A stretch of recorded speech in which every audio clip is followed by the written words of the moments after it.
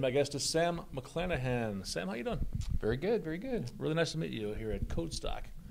Been a pleasure being here this weekend. What do you do? So I'm the president of Knox Makers, the local Knoxville Oak Ridge makerspace. I'm one of the founding members, and for the last 4 years, I've been kind of the one in front going, come on guys, we're going to get there. Let's go. What's so Knox Makers? That's a formal organization? Is it Yeah. for-profit, not-for-profit? So we're registered as a Tennessee nonprofit currently. We're in the process of getting our national nonprofit status. We're at that final page before we get our 501c3. We've actually gotten our paperwork back from the lawyers. We're having our final vote of membership to the changes we have to make to our bylaws. That'll be like in 2 weeks, and then we'll be clear sailing. Excellent. And what do you do? What's the goal? So maker spaces or hacker spaces are places, a physical place where we gather together the tools necessary to make the cool things that everybody wants to play with, right?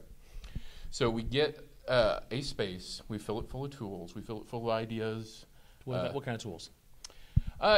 We get the high-end fabrication tools as best as we can on limited budgets. So 3D printers, laser cutters, CNC milling machines.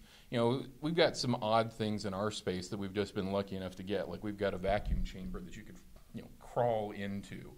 So it's, fun stuff to work with.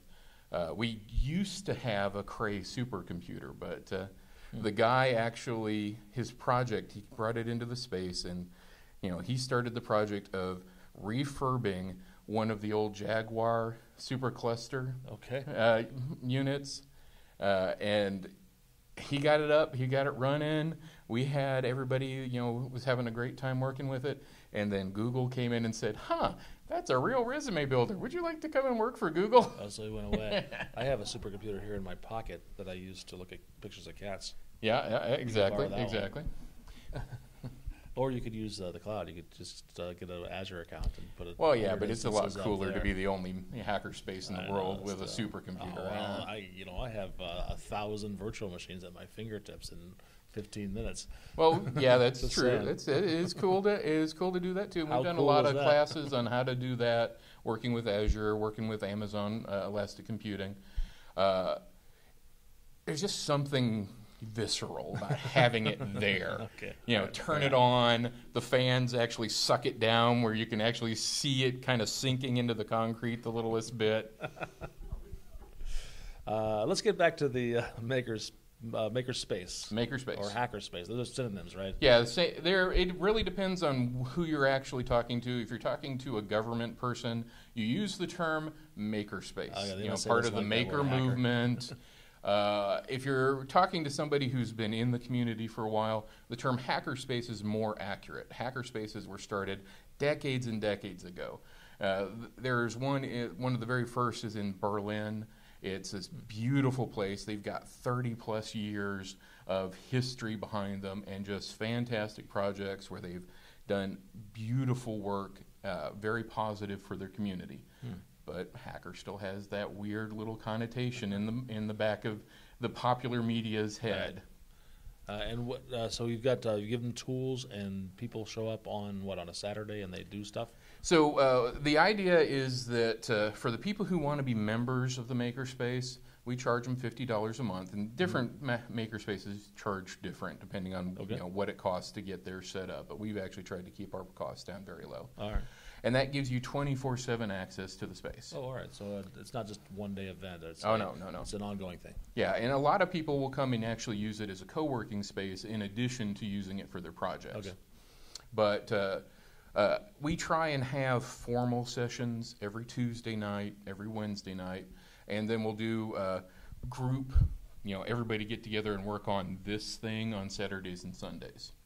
And, people's, schedules are different, so you can't make it to everything normally, but you can make it to a couple of things every week. What kind of things are people building? So we do all kinds of different projects. One of the ones that I just finished up, and I'm actually thinking about making a second generation of, was I wanted to do an art project. One of the things that I've found is that we're going out to conferences and going out to conventions and going, yay, we're a makerspace, you should come and see us. And it's hard to get that across, right? So what I decided I wanted to build was something simple that people could see as achievable, that they could then go ahead and relate to directly. So I decided to make an art drawing robot. So I took 2 stepper motors, like on an easel just like this one over here, put them up on the upper corners. I ran 3D printed gears and a ball chain down to a hanging Sharpie pen, right? And just with an Arduino microcontroller, I go ahead and I've got it set up as a plotter. And yeah, put in the picture, tell it what you want to build. Boom, there you go. Have you seen the movie Hugo? Yeah, yeah. Is it based on that? Yeah, actually I started before that, but yeah. There was a book before that. Well, that's true. I never read the book, though. And so now, are you working alone, or are there other people in the space that are helping you? So for the particular one that I did, I actually had a team of 4 guys. And generally it was, I would show up almost every session, and then either 2 or 3 of them would show up every session. Right, so the idea was yours. They came in because they wanted to learn the technology. They wanted to learn the works, technology. cool. They believed in the project. They wanted to help. All right. And that's consistent for most of the things we did. Like when we were the team that was working on refurbing the Cray supercomputer, it was generally about 5 guys. And they came in and they worked through it and they had a great time. We've got a group of people who are working on doing an upgrade to the laser cutter right now, and it's 3 guys. They want to work on it. They want to work on it together, and they'll come out and they'll do nifty things. So they're having fun. They're learning something. Is anybody making money through this? So we've actually had not many people go from design to product yet. We've only had 1 person who really has been a part of the maker community and then gone on to found a functional business. His name is Aiden, and he has a place called Ackerworks, and he's founded his his success really, off of doing things with 3D printing and CNC milling. Okay. What happens then if Aiden has people helping him out, volunteering, and all of a sudden he turns into a business? Is there... well, we actually encourage that. Yeah. We want people to bring their ideas in, and what our bylaws are written as is, come in, do your prototyping here, have people give you ideas.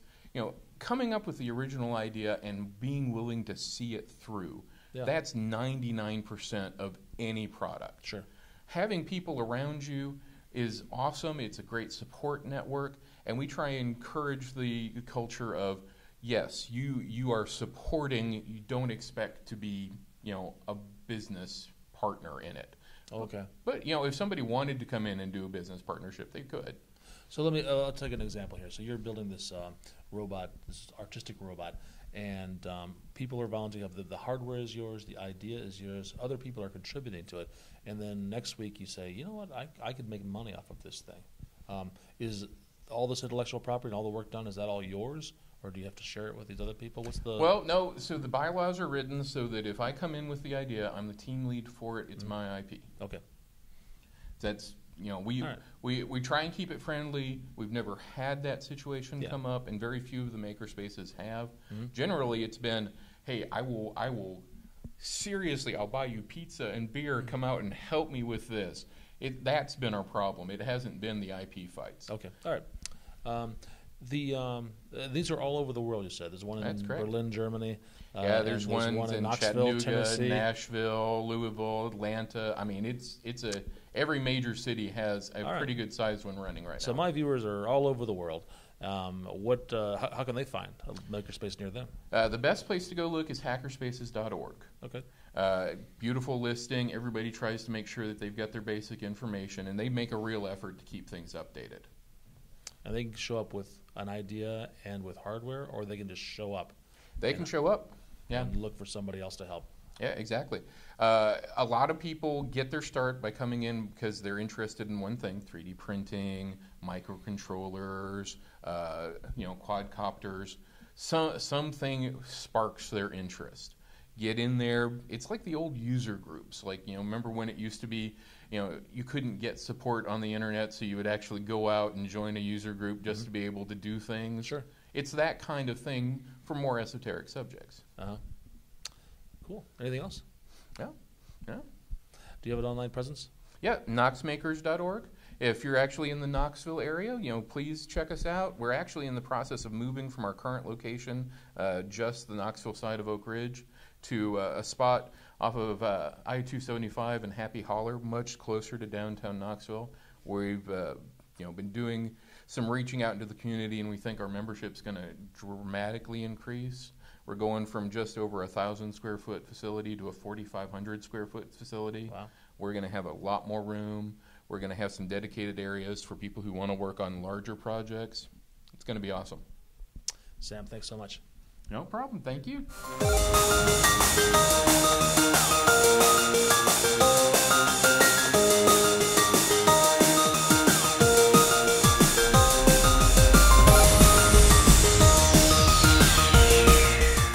Makerspaces, the best place to get the kind of friends who will help you make the kind of technology you need.